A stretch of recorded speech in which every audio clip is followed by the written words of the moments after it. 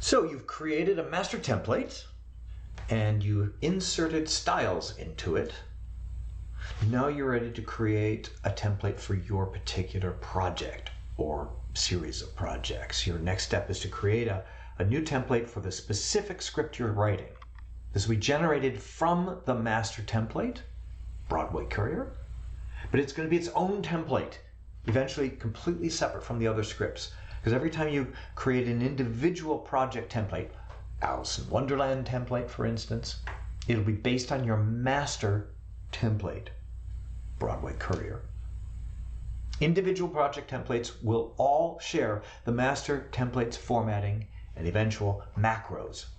Alice in Wonderland's template will be identical to Zorba the Greek's template because they'll both be created from the master template. But the reason you want to create separate templates for each project is so you can store a series of macros unique to that project. For example, since macros are stored with each individual template, that means Alt-A for Alice in Wonderland script might execute Alice's character name and dialogue, whereas Alt-A for your Zorba the Greek script might execute Alejandros' character name and dialogue format.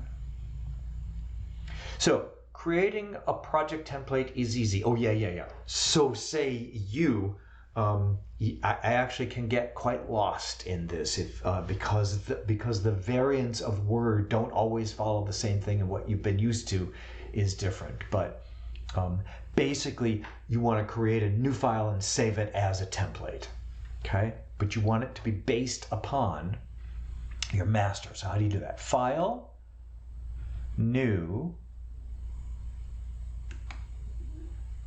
Then here under personal, this might look a little different in older versions of Word. You might see templates or based on template or open template or something like that. Under personal, you will find the Broadway format that you have stated, your template. So click that. All right. So now at the moment, this is an unnamed document, but you want to save it as a template. Don't save it as a document. Don't save it as a document. Save it as a template. All right. File. Save as. Save as. Save as. Not as a document. Don't do it. Don't you do it. Save as a macro-enabled template. So here, Alice in Wonderland. And it's going to save it as the Alice in Wonderland template. So now this is a template, which in theory has the styles attached because it is it's connected to the master document. All right. If you got some variation, if you're like, yeah, mine doesn't look like that, I'm going to read this little section. This screen varies a lot from version to version. Typically in Word, to find your templates, not Word's own preloaded ones, you need to click New or Personal or look in a different spot. For previous versions of Word, maybe look under New or Blank or New Template or New, More New Templates. But the trick is to find it based on Broadway Courier and then save as. Make sure it's macro enabled. T for template, M for macro. Do this for each script you're working on, and then you can create a series of character macros which are unique to that script. So as you begin a new project, you'll want to spend a portion of your first session creating macros for each of your characters, typically ones which will use the first, typically, if you just borrow the first letter of the character's name, Alt-A for Alice's dialogue, Alt-Q for Queen of Hearts' dialogue, Alt-W for White Rabbit. Then if you have characters with the same first letter in their name, you can use other letters of the alphabet. For instance, if Alice's sister is a character, use Control-Alt-A instead of just Alt-A. Or White Queen instead of White Rabbit, you could do Control-Alt-W for white, or possibly Control-Alt-Q for the other queen, depending on how you remember things. I tend to just use that first letter and then a series of Control-Alt, Control-Shift or something. If you've got 3 W characters, it gets a little confusing of like, that's the wrong white knight, etc. Note, Mac users will probably prefer Control-A because Control-A because Alt macros are already assigned to computer functions which you probably don't want to override. So, here's how to create a macro which types Alice's character's name and formats her following dialogue. Follow these in the exact order. I'm over here now. Tools, or if you don't see tools, you might look for developer up here. I find view macros, that's where it is, record macro. All right. So go ahead and record macro. Now hold on, because this is the only dangerous step in the whole process. Make sure that you store the new macros right here. The first thing you do, store it not in normal, but store it on documents based on this template. All right? Store it there. Boom. If you don't store the macro in your default template, you run the risk of overriding some of Word's default macros, justification, centering, inserting, and so on. Get in the habit of filling in the store in field before you fill in any of the other fields. All right, so macro name, probably all caps, just for visual, because the character name is going to be capitalized.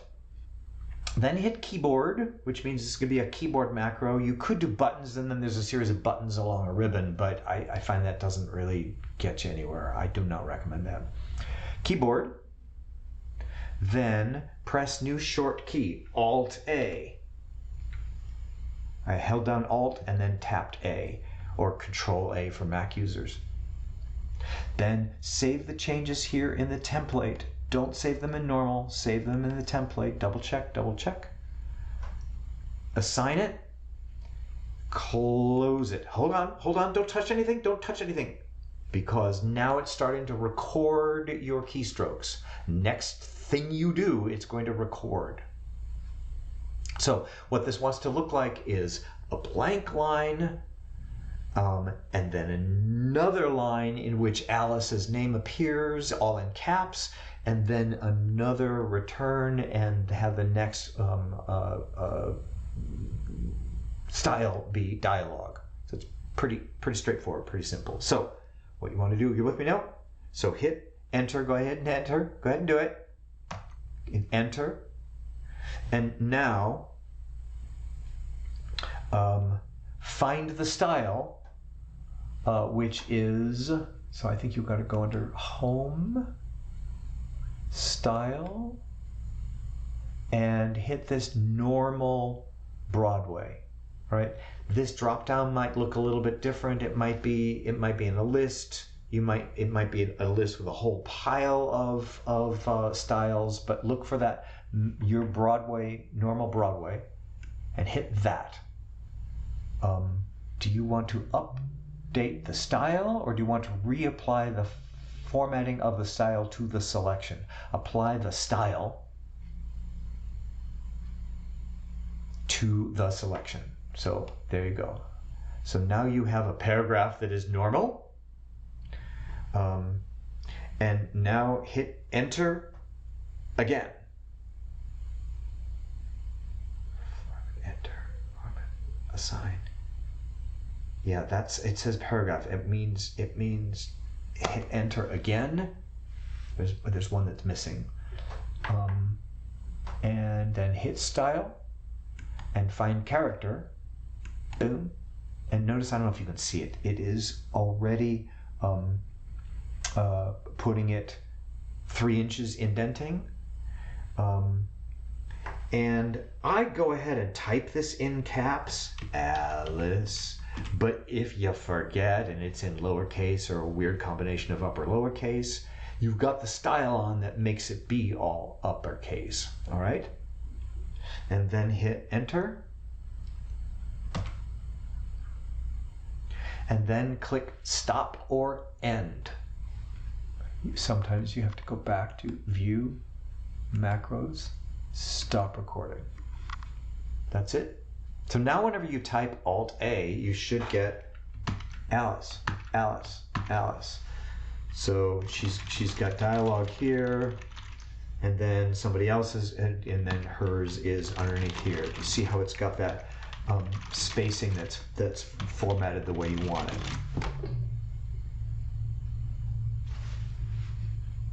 Brilliant. Now create macros for all your characters in exactly the same manner, changing only the macro name and the shortcut key and the actual letters you type. One more example for clarity. Okay, I'll show you, but you're all over this. So I'm going to delete this.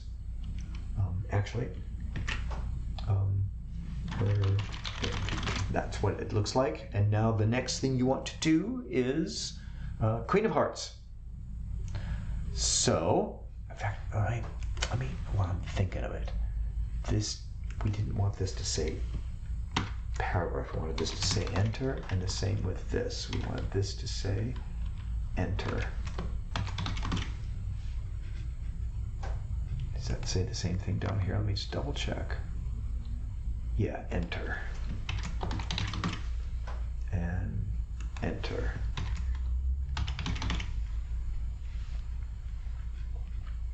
Okay, here we go. Back, let me scroll this so you can see. Do this with me. Macro name. So go under macro, record macro.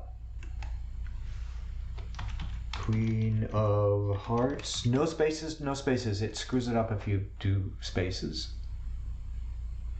Keep store document. Sorry, I did that wrong order. First thing you want to do is this one down here. Store macro in.